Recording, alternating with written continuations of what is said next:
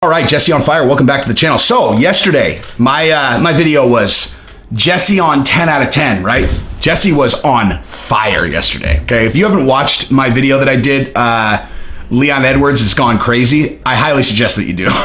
It might be too much for some people. Like a lot of people have been like, we like the chill videos, you know, like the ones when I'm on vacation and I don't have my whole setup, and so I'm sitting like out in a hallway or I'm sitting outside in the yard, and you know, it's a much more relaxed version of me than when I'm in my studio. So that is not a relaxed one. That's as hard as I can go. But I will absolutely admit that I laughed at it myself. I was laughing at my own jokes. But so I encourage you guys to check that out. This is going to be a little bit more chill than that. All right, I'm not in I knew I had fire to work with yesterday. Like I knew I was going to make that really funny, and so I was at a level 10. But we've got great topics today, though. Great topics. But I'll scale it back a little bit for, so it's not Jesse on too much fire.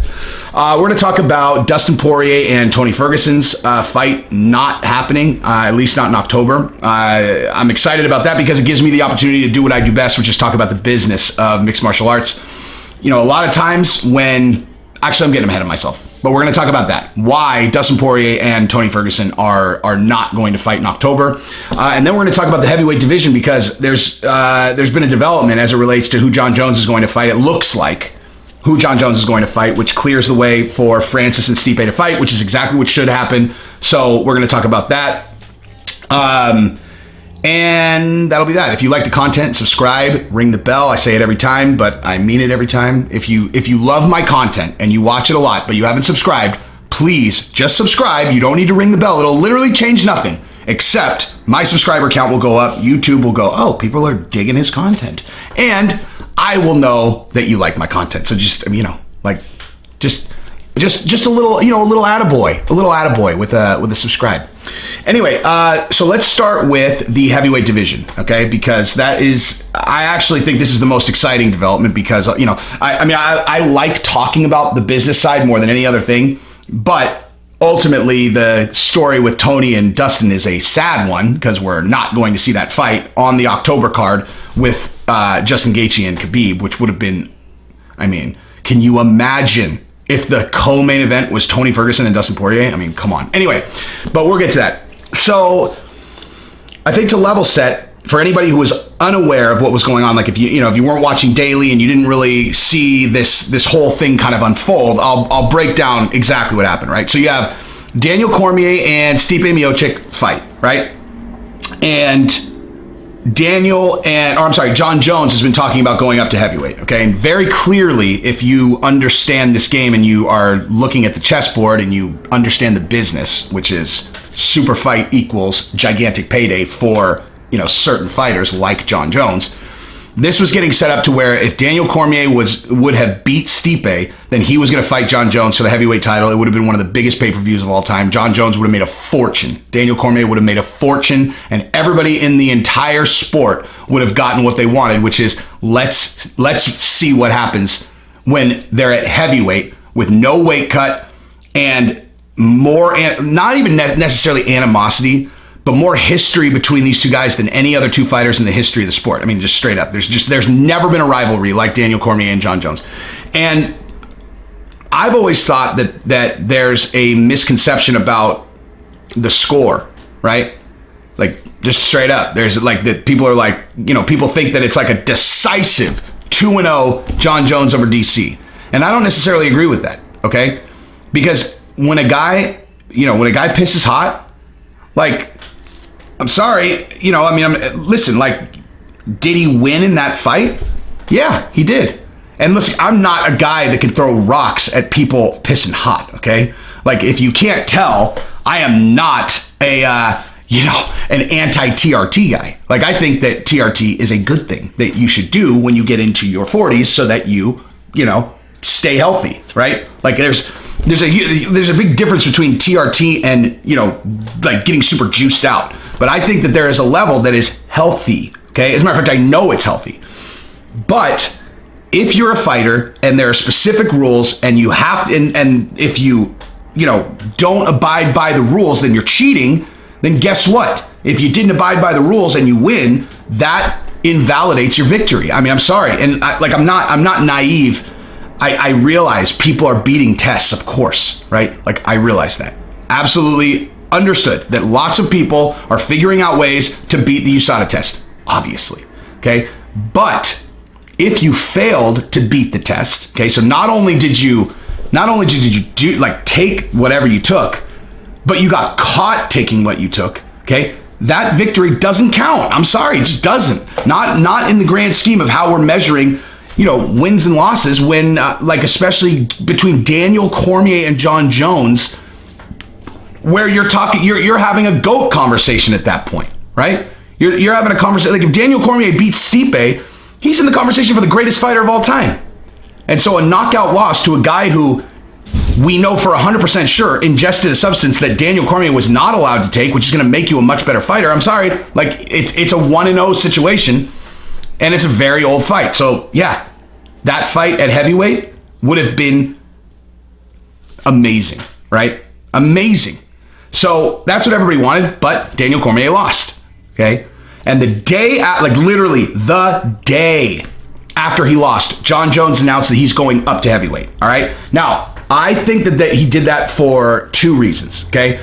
I think that he was doing that to try to, one main reason. I think he's trying to bait Daniel Cormier into not retiring, okay? He knows that fight is, first of all, he wants that fight, okay? He's beat him twice. I know I just said all that stuff, but in his mind, he's gotten into a cage with Daniel Cormier 2 times, and he's walked out the victor 2 times, okay? So he's not scared of Daniel. He thinks he knows everything Daniel has. A little bit more power at heavyweight, if you're Jon Jones, does not scare you. Now, I personally think that Daniel Cormier has a high probability of winning that fight because, A, now Jon Jones is not on juice, okay? His last few fights, he has looked much less dominant, and Daniel looked great in his last couple fights. Now, pull the last Stipe fight out. I don't think that had anything to do with age. I think he got poked in the eye, and I think that Stipe is, one of, if not the greatest heavyweight of all time. So, but I think DC has a good shot in that fight.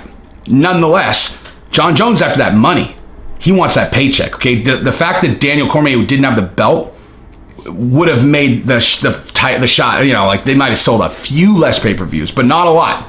That is a matchup that has it's a totally different thing, a completely different thing, right? And it is very, very, very rare as a matter of fact, there's never, in my opinion, been an MMA rivalry like theirs that went as deep as theirs. You actually have to go to like boxing and look at like, Muhammad Ali versus Frazier. I mean, that's where you're, Thrilla in Manila. Thrilla in Manila is Joe Frazier, right? Like, this is embarrassing. Like, this is not something that I don't, but I'm trying to make sure that the Thrilla in Manila is, because I don't want to sit here and embarrass myself, although having to look it up is a little bit embarrassing, right? Let me see. Number 3. Yeah, Thrilla in Manila. All right, yeah, so that's right.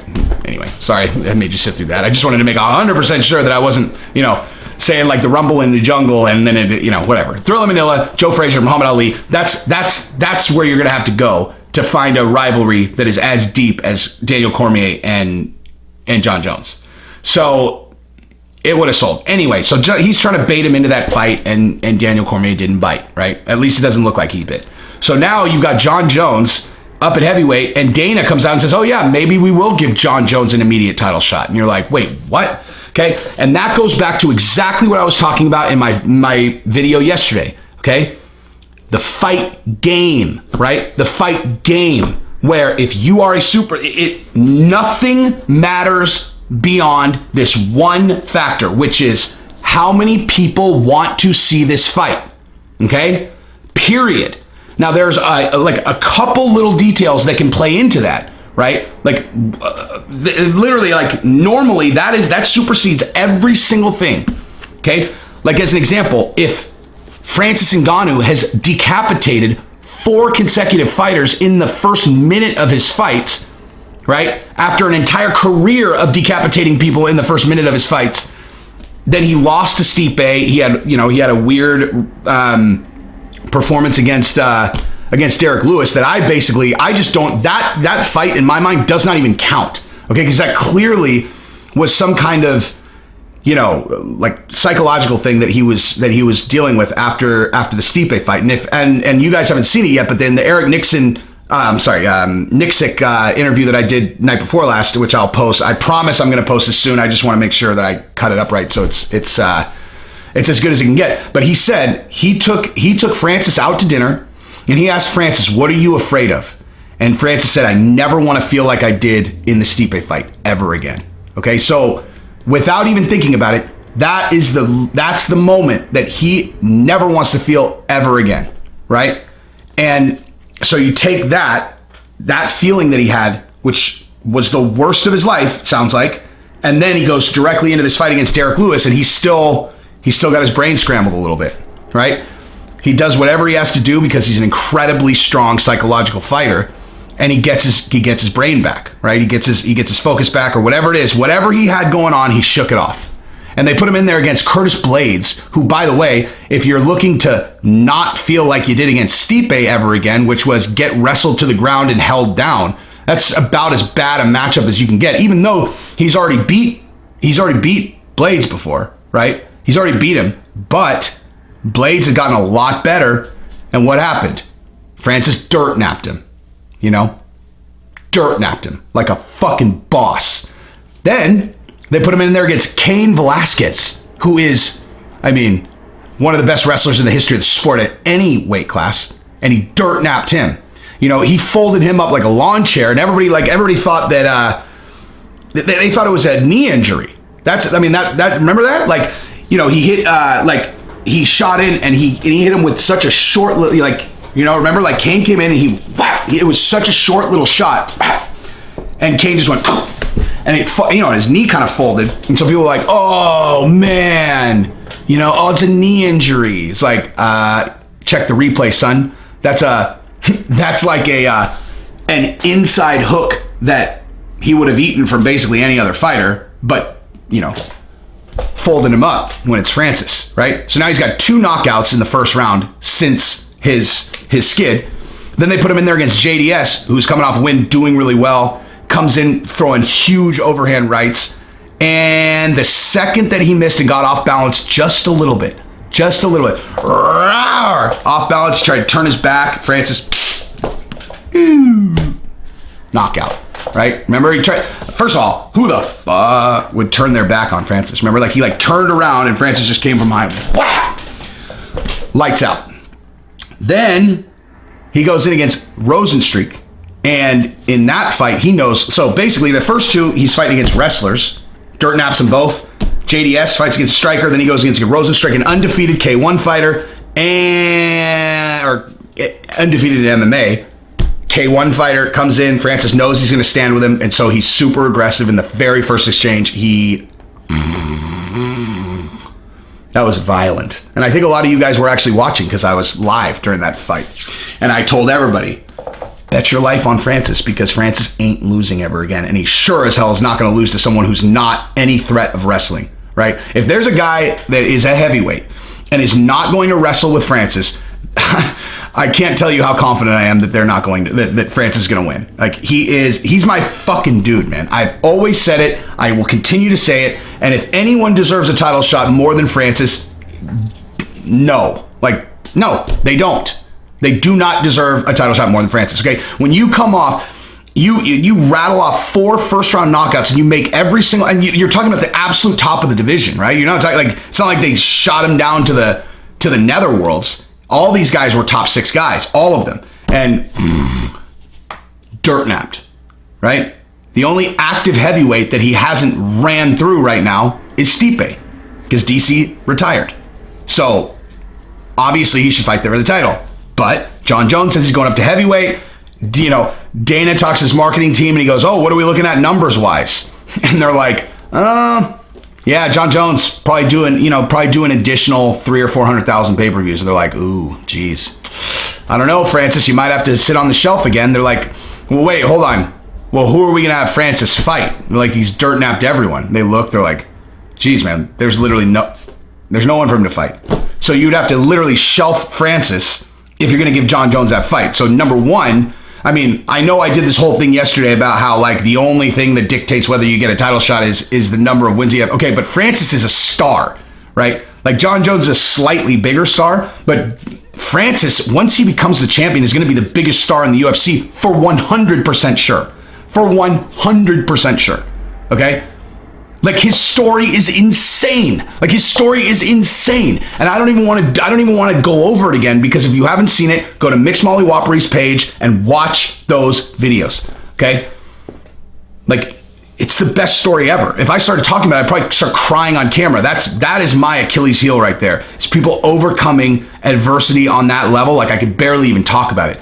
So Francis, but they seriously talked about giving John Jones that shot. But now Alistair Overeem is talking about fighting John Jones. And that is like fucking a puzzle piece in a puzzle piece, man. That is perfect. Absolutely perfect. That's a perfect fight. Perfect fight. If you beat Alistair, that matters, man. Like that's a big win at heavyweight. He's not especially coming off that fight that he just had, which is an absolute veteran grinder win. So as far as I'm concerned, that's the answer. You have Francis fight Stipe, you have John Jones fight Alistair. I have heard Stipe say he's not that interested in fighting Francis again. Wow, shocker, right? Because let me tell you something else. So Eric told me in that interview that Francis said he never wants to feel like that again. And so what did Eric, as an incredible guy, I'm telling you guys, I am very bullish on Eric's fighters now. And what did he say? He said, so let's turn those weaknesses into your strengths. Okay. Like you're never going to be a guy who's in there and where this part is going to be where you're not going to have an advantage. So let's turn your wrestling and your jiu-jitsu into strengths every day. So think about that. Okay. Did Stipe look like he loved standing on his feet with Francis? I mean, he did pretty well, but he ate some shots and he got him on the ground the whole fight because, okay. So if I'm Stipe, I don't want to fight Francis again, right? Because if he has good takedown defense now or is strong enough on the ground to keep getting back up, I don't like my odds in that fight. Stipe weighed 232 pounds against Daniel Cormier. Okay. What does Francis weigh? A lot more. Like you're talking like 30 pounds more than that. Okay. At least 20 or I think at least 25 pounds more than that. Okay. Like does that suddenly, because you're heavyweights, that amount of weight doesn't matter? You know, like at every other weight class, you know, if a guy's got like 5 to 10 pounds on you, it's a tremendous difference. And then all of a sudden at heavyweight, the guy's got 30 pounds on you and it just doesn't matter. You know what I mean? Like, I guess it just doesn't matter. So I wouldn't want to fight him either I wouldn't want to fight him if I was anybody. Hopefully Stipe doesn't punk out though and he gives him the shot and Francis does what he's destined to do, because I think he's never going to lose again. I genuinely believe that. So anyway, that's what's going on there. Now, let's talk about Dustin Poirier and Tony Ferguson. Okay, so this fight's not going to happen now, at least not in the short term. And this is not surprising at all. And the reason why, right this second, is when Dustin's like, it's not going to happen, is because Dustin, if he wants a 6-week training camp, he needed to know right now. Literally, like today is 6 weeks. He needed to know by today, and they didn't get a deal done. You know, he's not going to shortcut a Tony Ferguson fight camp, right? I mean, maybe, you know what, I'm not going to say that he won't, but I would doubt that he'd be willing to sign a contract, you know, in 12 days and do a month training camp for Tony Ferguson, you know? Like, people need to not in any capacity forget who Tony Ferguson actually is, all right? So, yeah, I mean, that's what's going on. But here's what's going on. Here's what's actually happening behind the scenes. If you're Dana in the UFC, it's simple. And if you're Dustin, it's simple. And their priorities are directly at odds in this current situation, right? So Dustin wants to get paid. He wants to get paid. I mean, like, dude, you know, he's like best buddies with Masvidal. And he just watched Masvidal hold out, and Masvidal probably made $10 million for that fight that he just had with Usman. Like he made, at the very least 6 to 7, and maybe more than 10. I have no idea. But if I would pretty much guarantee you that he made, I would say, bare minimum $7 million would be my guess that Masvidal made. And so you think that Dustin Poirier is like, oh yeah, cool, I'll go fight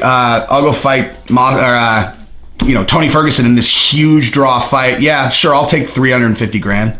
Sure, yep. I'll take 20 times less than Masvidal. Now Masvidal's a bigger star, but he's not a 20 times bigger star. So it's understandable. Like Dustin, he should negotiate. He's a star, man. He's a former champion, and he should get reasonably compensated, especially given that a fight against Tony Ferguson is a huge draw. But if you're the UFC, what you're looking at is, okay, so he wants this deal.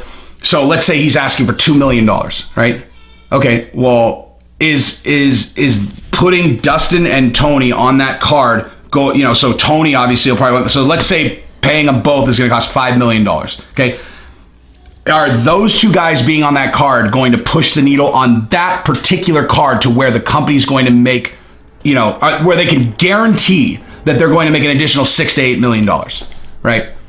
I mean, is that likely? The answer is no.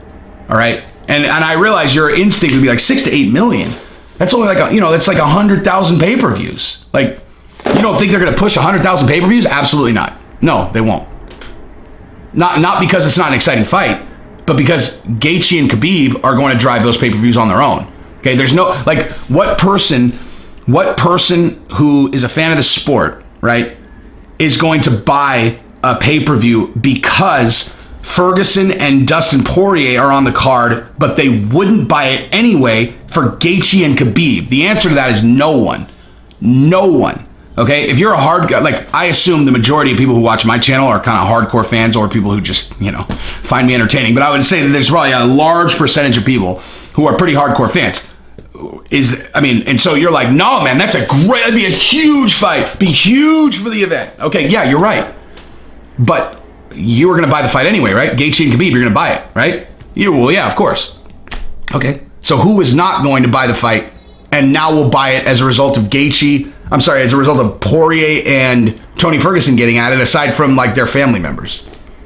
You know what I mean? Like they would drive zero additional adoption because they've got the king top of the card already. There's nothing to gain by putting them on other than putting on an absolutely incredible show. But also if you look at that card, like maybe you're better off holding that thing off for the card after that, right? And because like ultimately, if these guys are going to hold out and you're going to have to pay them a certain amount of money, it's all about ROI, okay? Return on investment. So like, where are you going to get the biggest ROI? And it sure as hell is not on a card that already has Gaethje and Khabib headlining. It's on some other card where you maybe even make them the headliner. I mean, you certainly could make that the headliner and sell pay-per-views for sure. I mean, seriously, think about that, right?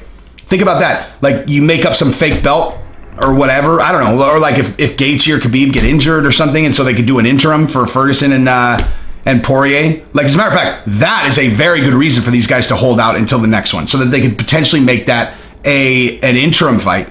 And that way, one of those two guys will go into the fight with the champion with an interim belt. Although they're not going to do that. They're not going to do that because they're going to want Conor to fight Khabib or Gaethje next. So I take that back. The interim thing won't work. But they could make them the headliner. I mean, so like I said, $6 to $8 million. You're talking about 100,000 pay-per-views to cover that, right? Now, obviously, it costs more money than just what you pay the fighters to put on a show. But let's say you do a pretty soft additional card, and let's say you pay each of those guys $4 million. So you got $8 million in payroll right there. Then you've got, like, call it a total of $2 million over the remainder of the card. Because you wouldn't need a whole lot of talent on there if you got those two guys. Or let's say $3 million. Okay, you got an $11 million outlay on what you're paying fighters for that card, and then I don't know what else it costs. So $2 million. So you got to cover a $13 million nut to break even. Are you telling me that those two guys are not going to cover? Let's see. They're not going to cut. Wait a minute. What? That can't be right. So a $13 million nut divided by $65, 200,000 pay-per-views. You think that for you tell me Poirier and Ferguson can't do 200,000 buys? If that's the case, then I have no perspective on like the fight game because, in my opinion, that fight right there does a lot of pay-per-view. At the very, I mean, if that fight doesn't do a 500,000 buys, then I don't understand this game at all. Like, and I think that fight on its own could drive 500,000 additional buys if it's on a soft card. Like, if you want to make that the co-main event, put it on a soft card, and it'll drive 400,000 or 500,000 buys, for sure, in my opinion. Anyway, that's what I got. Subscribe to the channel, ring the bell. Peace.